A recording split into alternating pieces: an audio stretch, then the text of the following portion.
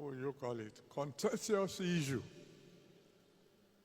that have been causing a lot of arguments here and there in the past is the issue of tithe.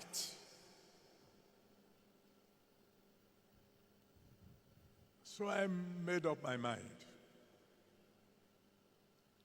that I'm going to publicly ask for forgiveness for anything I, in particular, might have said wrong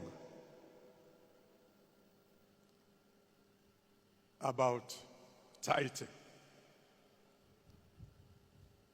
So I told my children on Thursday night, I said something. I said that if you don't pay your tithes, you won't go to heaven. I said, that's not in the Bible. I said, I apologize.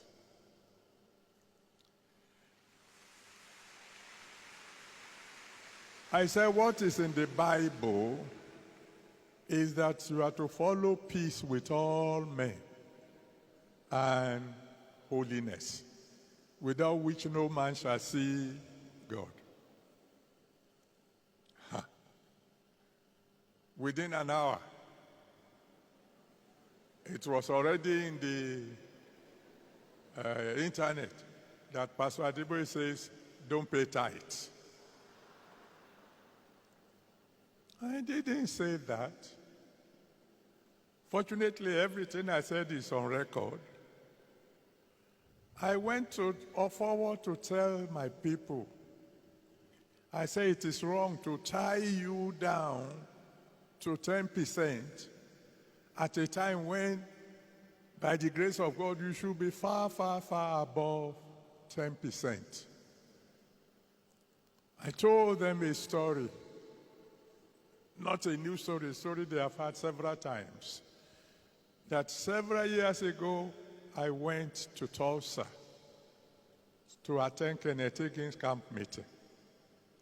And they wanted to take an offering for their Bible college.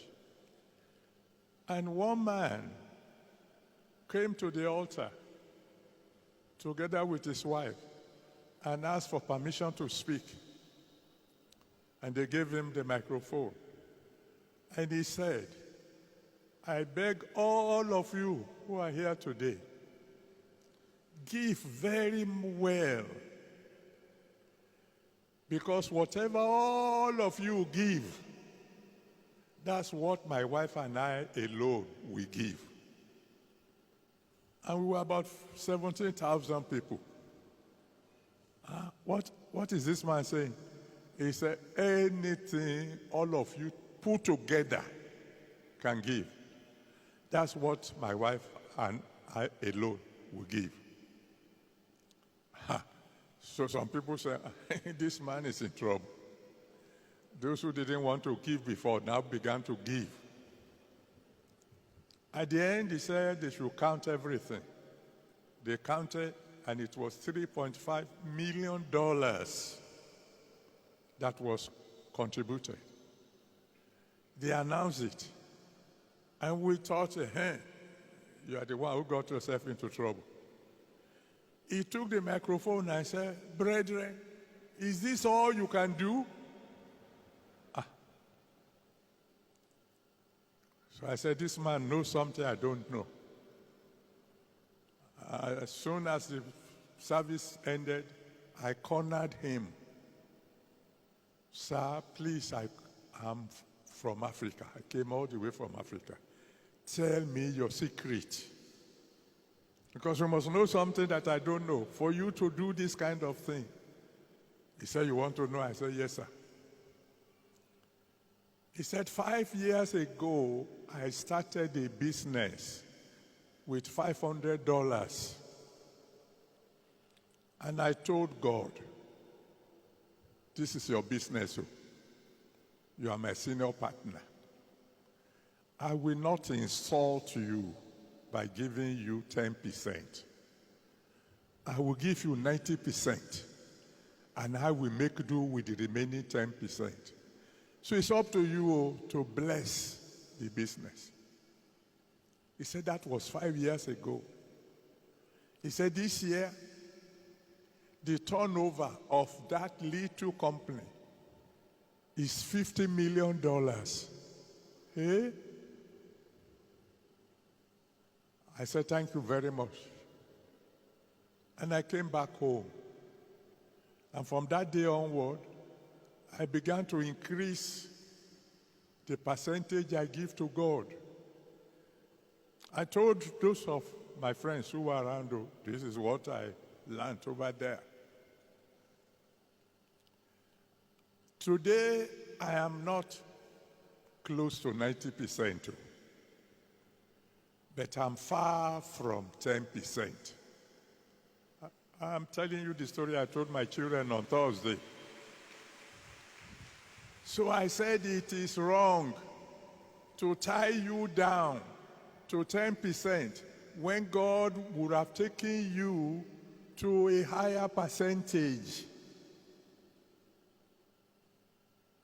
I said at the beginning, when you were just born again, 10% is okay. It's the minimum God expects from you. But since then, you should have grown. That as you grow in the Lord, you should grow in praising Him, grow in winning souls, grow in praying, and grow in giving.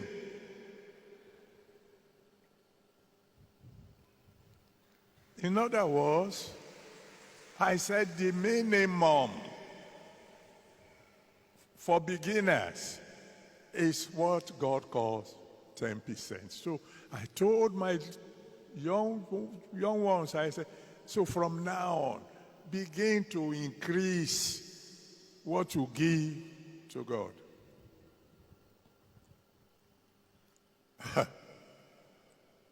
You know, the only thing they put on the internet of all that thing that I said is that Pastor Adeboye apologized. And therefore, people should no longer pay their tithes. I said tithe should be minimum. It should be for beginners. What I didn't tell them then was there was a woman, Mrs. Graham Douglas of Port Harcourt. If you know those who are close to her, she's gone to be with the Lord now. You can check my story. She got born again and came to me and said, Daddy, I know how much I have wasted on parties before I got born again. I am not going to be giving 10%. I will be giving God at least 20% from now till I die. She was in a very poor situation at that time. She took that decision. God looked down on her and began to bless her. Before she died, she had become a board member of a very big bank. Because when you trade with God, you will not suffer a loss.